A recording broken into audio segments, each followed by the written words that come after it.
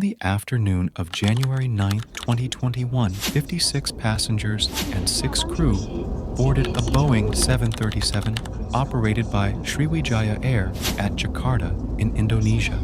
After takeoff, a Boeing 737 veers out of control in less than 4 minutes. In an attempt to figure out what went wrong, the captain struggles mightily with the controls. As their aircraft plummets toward the water below, 56 frightened passengers cling on for dear life. Will the pilots be able to save the aircraft from its dive before it's too late? And how did it ever end itself in this dangerous scenario in the first place? This is the terrifying tale of Flight 182 of Sriwijaya Air. Questions for Boeing this morning. This passenger plane that crashed. Orders from a Boeing 737 airline. The search for human and aircraft remains continue today. It took them 1.5 hours to reach Indonesia. When the passengers boarded the aircraft, they had no idea that a perfect storm, of which the weather was only a small component, was about to develop. Actually, on this particular day, issues pertaining to the weather, pilots, airline, and aircraft itself would coalesce with such ferocious accuracy that the flight would only last 4 minutes in all. There were 2 pilots up in the cockpit. Afwan, the captain, was 54 years old.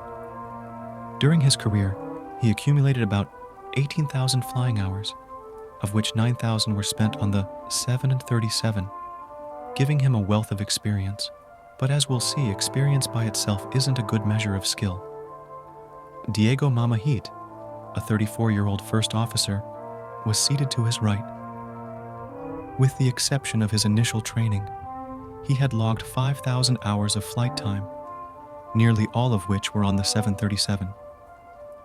Both pilots had trained for a certain kind of emergency a few months prior, which they would need to apply on this particular day. That training was horribly inadequate, and we'll investigate why in a moment. But it wasn't the only flaw in this plane. A peculiarity on this specific aircraft was waiting for the pilots as they readied their craft for takeoff. This airplane had been plagued by it for years. It had actually lifted its head over 60 times in the years preceding this day, although it hadn't resulted in a significant problem on any of previous times. Given the particular conditions of this flight, it would be disastrous. Rainstorms battered the aircraft and the surrounding area as both pilots readied the aircraft for departure. Although it was not a very lovely day to fly, Jakarta January was not unheard of. That afternoon, at 2:00 p.m., Flight 182 withdrew from the gate and started navigating to Jakarta's runway 25R. Everything has been routine thus far. The first officer's duties included keeping an eye on the aircraft's systems and communicating with air traffic control, while the captain piloted the aircraft to Pontianak. They were flying a Boeing 737-500, which is a member of the earlier 737 series that is now referred to as a 737 Classic. This specific aircraft was delivered from the factory in 1994 and was first used by Continental Airlines in the US before being purchased by Sriwijaya Air in 2012. It was getting close to the end of its 27-year service life and was beginning to show its age. This wouldn't be an issue on an airline with strong maintenance practices, but this wasn't one of those airlines. In just a few minutes, poor maintenance procedures would seriously endanger the 62 passengers on board. The aircraft started to accelerate down the runway at 2:36 p.m. when the pilot engaged the takeoff thrust on the engines. As the pilot launched his aircraft and started to rise away from the airport to the west, everything was as it should have been. The first officer alerted air traffic control of the plane's ascent by saying that they were traveling the same path as usual when they left. The controller gave the crew the all-clear to ascend to 29,000 feet.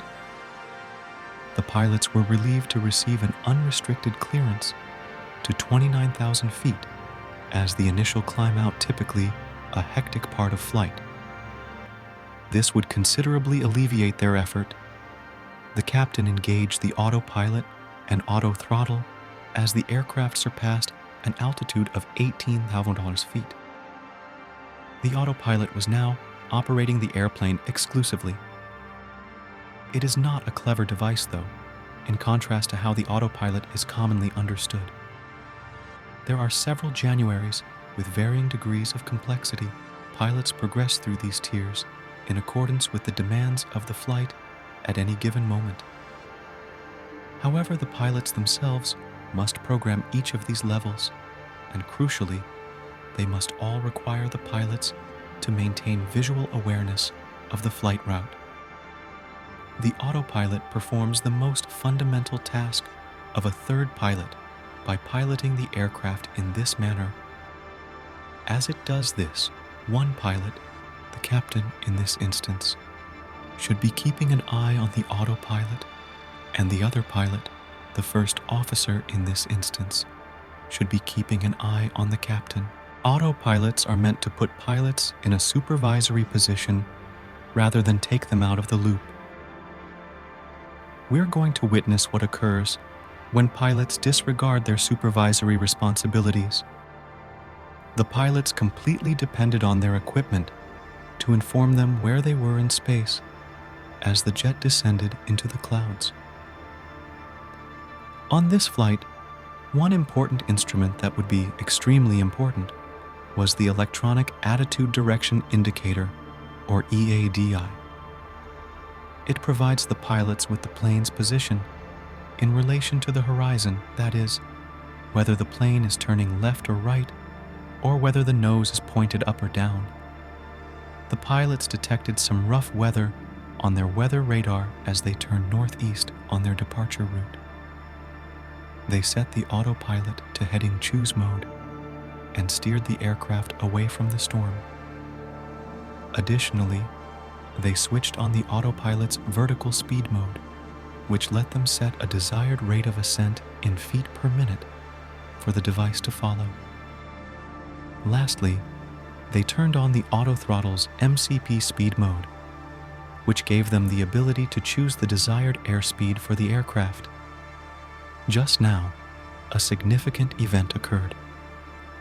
Something that had happened to this very airplane numerous times in the years prior.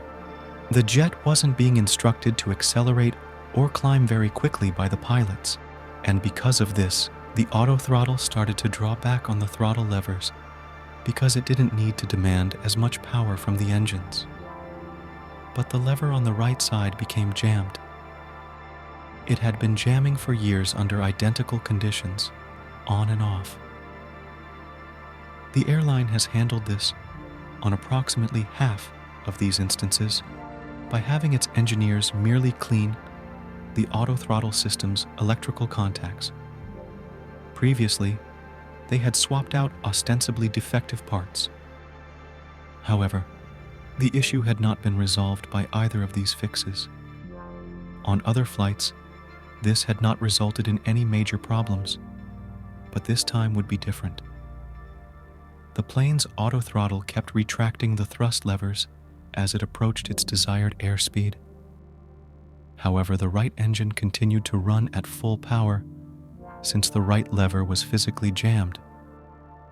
The autothrottle started to draw the left engine throttle back even farther in order to make up for this. Split throttle refers to the situation where one lever deviates greatly from the other. As the plane soared, this separation became even more pronounced. This may not appear to be a significant issue, and for the crews who had encountered it previously, it hadn't been. The pilots only had to unplug the auto throttle and manually pull back the right engine lever. Though they would have to exert some power because the lever was stuck, they could manage it. But before they could do that, the pilots would need to recognize that there was a problem at all. But this was more difficult to accomplish while the jet was being flown by autopilot. Unlike when he was physically operating the aircraft, the captain's hands were not on the thrust levers. The control column and the thrust levers were being moved by the autopilot. The captain's only responsibility was to ensure the autopilot was following instructions. The pilots asked air traffic control if they could move to a heading of 075 degrees to escape another storm cell that the captain noticed on his weather radar. The pilots activated the autopilot and punched in 075. When the controller approved this, the aircraft kept making right-hand turns. While all of this was going on, the right push lever remained still, while the left lever continued to move backward. There was another way the pilots could have known the engines were not running at the same power level, even if they had not seen the divided thrust levers. The engine instrument screens were located in the middle of the cockpit. The pilots can see how quickly the fan blades at the front of the engine are rotating thanks to this N1 display. The pilots would have noticed that the left and right engines were not running at the same speed if they had been monitoring these instruments during the autopilot's flight. Similarly, this fuel flow indicator revealed distinct fuel consumption numbers for each engine, with the right engine using more fuel than the left, since it was stuck on a higher setting. But the pilots had discovered during many years of flying that their aircraft were reasonably dependable. The plane did what they instructed it to do. They weren't actively keeping an eye on their instruments as the plane climbed as a result. When the crew reached 11,000 feet, air traffic control instructed them to level out because another plane was in the vicinity above them. When they set the autopilot at 11,000 feet, everything appeared normal. Nevertheless, the left engine lever continued to creep backward with every second that went by. If it traveled far enough, the airplane would start to turn to one side because of the enormous disparity in engine power on either side. The pilots had plenty of time to become aware of the thrust imbalance that was developing, but now, when it was at its most extreme, things started to go wrong for them. The right engine had not moved from the initial position it had taken shortly after takeoff, but the left engine was now nearly at idle thrust. However, there was a system that could save them.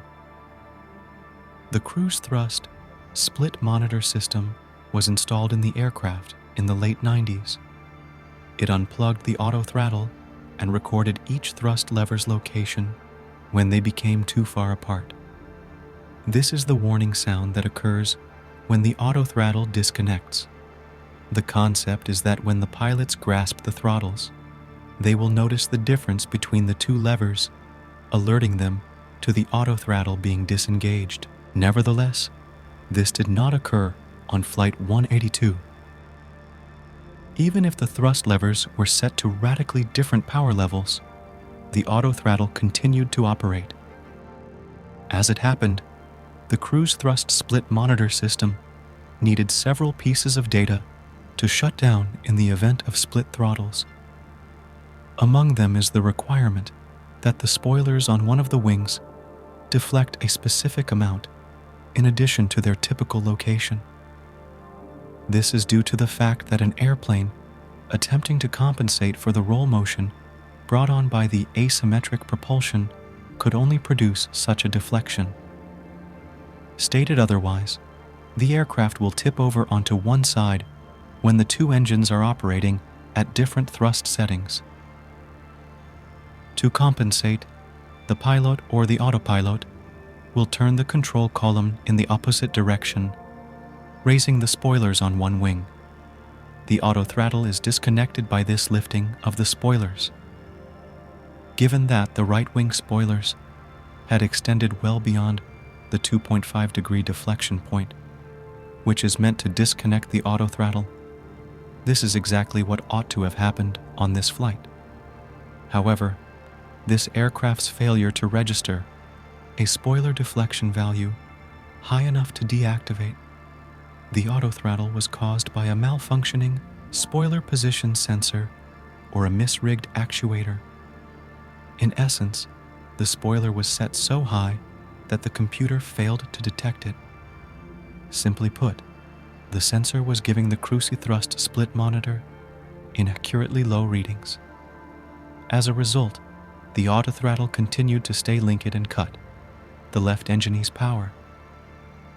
The plane is slowly started to roll out of its right-hand spin because there was more thrust coming from the right side of the aircraft than from the left. The autopilot was trying very hard to keep the airplane rolling to the right as it rolled farther to the left, and it was shifting the control columns fairly far to the right in order to do this. However, it was insufficient. The aircraft persisted in its leftward roll. The passengers were unaware that something was wrong. The two pilots were, in reality, equally unaware of it. They would have spotted the split throttles if they had been watching their engine instruments. Additionally, they would have noticed that the plane was now entrenched in a left-hand turn, rather than turning right into a heading 075 if they had been watching their attitude direction indicator. And this turn was becoming steeper by the second as the push lever kept going back. I appreciate you seeing. The pilots were subsequently informed by air traffic control that they could now ascend to 13,000 feet. The 737's automated voice alerted the pilots as the aircraft rolled through a 37-degree left bank as the captain went to set this altitude on autopilot. This gave the pilots a start. This marked the initial instance in which they became aware of any issues. The skipper responded right away, but he made a crucial error. The control column was turned to the right, as he could see, and he realized he had set the autopilot to make a right turn. Therefore, he mistook the bank angle warning for an unduly steep right-hand turn, even though it was the opposite. He thought the plane was making a sharp turn to the right, so he seized the control column and further banked the aircraft to the left. This caused the airplane to roll into a very sharp left turn. The plan was on its side and beginning to collapse in a matter of seconds.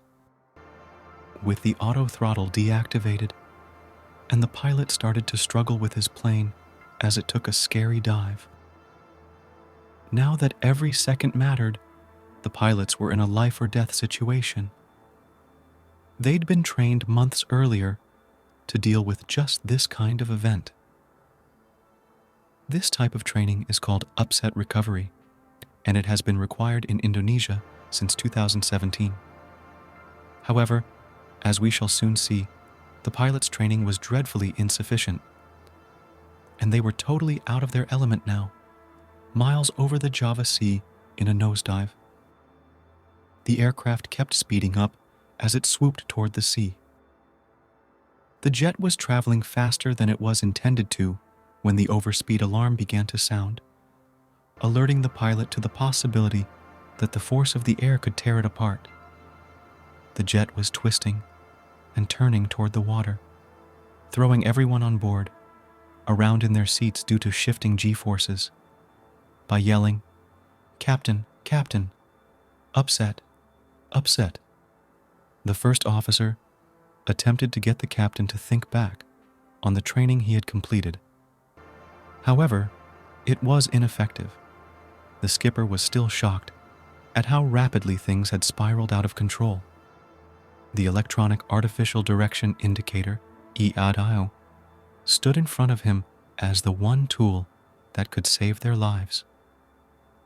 The captain would be able to level the plane's wings and pull it out of its horrifying dive by utilizing it to assess the plane's position in relation to the horizon. However, he never took this action.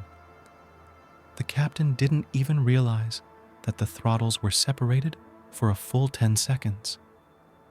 In a sensible reaction, he brought the right engine back to idle.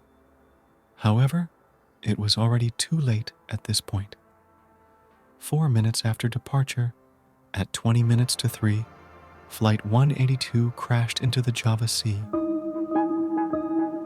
The 62 individuals on board perished instantly.